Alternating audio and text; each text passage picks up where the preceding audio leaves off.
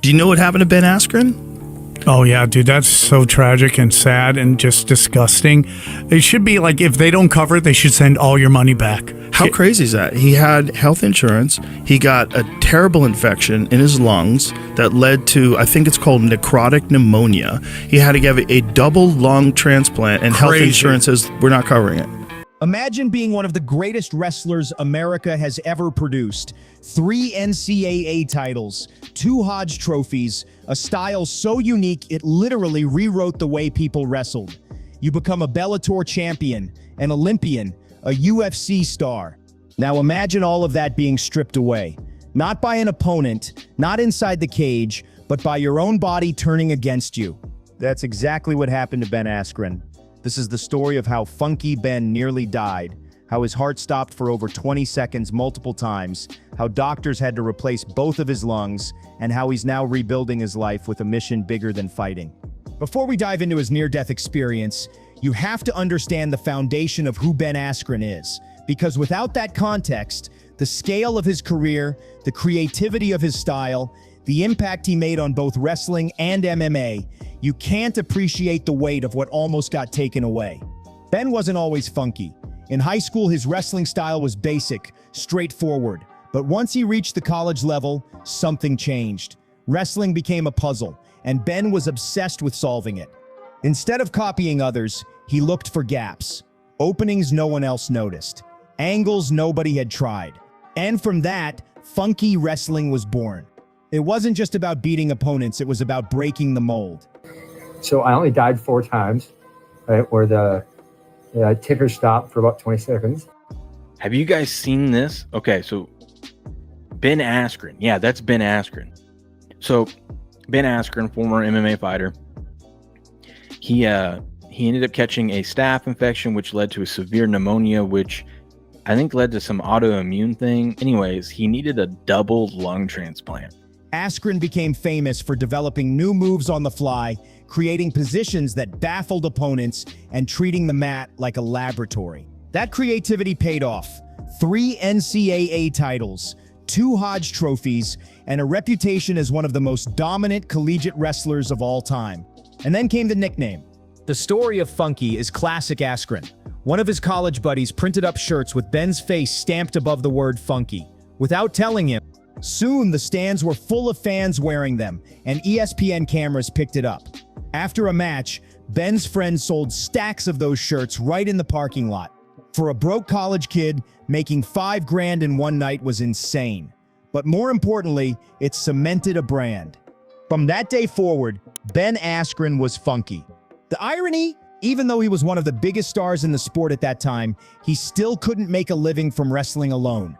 And that's what led him to the next chapter. Askren transitioned to MMA almost out of necessity. Wrestling couldn't pay the bills. But MMA, that was the Wild West with opportunities for anyone who could fight.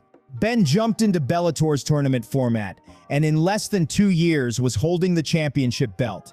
3 tournament wins, a title, a perfect record. It was clear Askren was decent at this. More than decent, he was elite.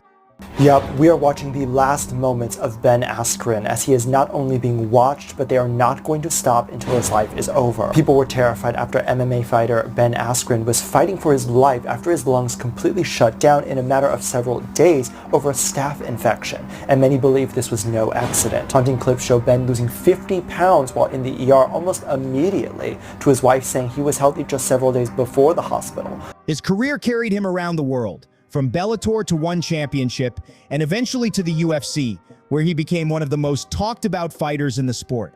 Not just for his wins, but for his personality. Askren was polarizing. You either loved him or you couldn't stand him. But one thing was undeniable. You had to pay attention. That same energy carried over when he finally hung up the gloves in 2019. Retirement didn't slow him down. If anything, it gave him focus. Askren Wrestling Academy became his project, training the next generation of wrestlers, spreading his knowledge and giving back to the sport that built him. And for a while, life was steady. A new chapter, a family man, a coach, a mentor. But Ben isn't the type to sit still. He signed with Real American Freestyle Wrestling, or RAF, in early 2023.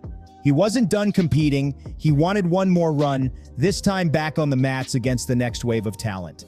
That's when everything changed. It started in May. Askren had just wrestled 3 straight days, Thursday, Friday, Saturday. He came home feeling fine, then a couple hours later his back started hurting. By that night he couldn't sleep, waking up every 45 minutes in pain. His wife Amy noticed something wasn't right. She filmed him sleeping, and what she saw terrified her. Ben was breathing erratically, fast, labored, as if he was suffocating. She tried to wake him, begged him to go to the hospital. Ben resisted. Like most fighters, he thought he could tough it out. But Amy wouldn't take no for an answer. After 30 minutes of arguing, she convinced him to get in an Uber and head to the hospital. Ben remembers stepping out of the car, walking into the building, and then nothing. From that moment on, he has no memory. Two haunting reports showing his heart even stopping a staggering 4 times while admitted. Many experts report MMA fighters only get staff through shared facilities and equipment, and due to the severity and the speed of his case, this doesn't seem like just a regular infection. But it gets worse, as his lung transplants were reported to cost almost $2 million to finish. And given Ben's reported $1 million net worth, someone seemingly knew he wouldn't be able to come up with this money, with even his insurance canceling his claim despite it being medically necessary within seconds of it being filed. Doctors diagnosed him with a rare and brutal condition, necrotizing pneumonia. Essentially, his lungs were being eaten alive. The tissue was dying, rotting from the inside out. The medical team still can't explain how it happened. What they do know is that it nearly killed him. His heart stopped multiple times for more than 20 seconds at a stretch. At one point, a nurse told his wife and kids, "Ben's dead." He was placed in a coma, life support, 40 days in the hospital, clinging to survival, and then the doctors made a decision that would change everything. A double lung transplant. Both lungs. Gone. Replaced. Ben lost 50 pounds. He woke up not even knowing why he was in the hospital. A nurse casually told him, "Oh, you had a double lung transplant." That's when his wife stepped in. Amy had kept a written log, day by day, explaining everything that happened. She was his anchor. She visited nearly every day for 70 days, balancing hospital visits with raising their kids. Ben admits, if it wasn't for her, he probably would have died. Recovery has been brutal. The first time Ben tried to walk from the bedroom to the living room, even with a walker, he couldn't do it without help. Even sitting up made his abs sore. Curling a 5-pound weight felt like climbing a mountain. He had to relearn everything: basic movements, cooking meals, even standing for extended periods of time. And the side effects didn't stop there. The medications from his transplant changed the way food tasted. Some of his favorite meals now taste like dog food. He admits he'll never be final form. How's that possible? That is an obvious catastrophic illness that just hit a guy, right? Like, this is not, he's not like a chronic smoker. There's no terrible thing that he did. He just got sick. Yep. And isn't that what health insurance is for? And like, 100%. I want to know, like, on what grounds can you deny something like that? Ben Askren again, never the competitor he once was. But he's okay with that, because he's alive. And every day is progress. When Ben first woke up, he realized there was no way he could respond to the flood of texts, calls, and messages. So he decided to share video updates instead. And those updates went viral. The first one got 14 million views, more than anything he ever did at the peak of his MMA career. Fans from wrestling, MMA, and even people outside the fight world rallied around him. Messages poured in, not just of support, but of gratitude. People told him his story inspired them to fight their own battles, whether it was weight loss, illness, or depression. Suddenly, Ben Askren wasn't just a fighter. He was a symbol of resilience. And unlike many influencer motivational types, Ben was living it. Authentic, raw. Askren has compared the outpouring of love to experiencing his own funeral, while still alive. Think about that. The sheer volume of support, from people who he thought hated him, from rivals in the MMA world, from total strangers, it shocked him. It reminded him of what really matters. Not the titles, not the records, not even the fame, but the connections you build along the way. Today, Ben is still recovering. He sleeps well, eats decently, and slowly builds his strength back. He knows he'll never step into a cage again, but that doesn't bother him. Instead, he's shifting his focus. RAF Wrestling is now his mission.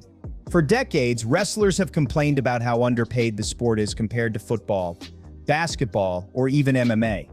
Askren believes RAF is the best chance in years to create a professional platform where wrestlers can finally get the recognition and pay they deserve. And now, confined to his house under transplant recovery rules, Ben has the time to dedicate himself fully to helping RAF succeed. It's no longer about proving himself physically. It's about building something that lasts. So what's the takeaway from Ben Askren's journey? It's simple: resilience, the limits of human potential, the refusal to quit even when your own body is shutting down. Ben Askren has always been a puzzle solver, on the mats, in the cage, and now in life. His fight today isn't about takedowns or titles. It's about showing that no matter where you are, no matter how far you've fallen, you can take one more step forward. And that's what wrestling has always been about, challenging yourself to go further than you thought possible. So fight fans, what do you think? Is Ben Askren's comeback one of the most inspiring stories in combat sports? Do you believe RAF Wrestling can actually change the landscape for wrestlers worldwide? Drop your thoughts in the comments below, and if this story hit you the way it hit me, make sure to smash that like button, share this video, and subscribe for more powerful stories from the fight world. Because at the end of the day, this isn't just about Ben Askren. It's about all of us, fighting our battles, refusing to quit, and finding a way forward, one step at a time. Thanks for watching. See you in the next round.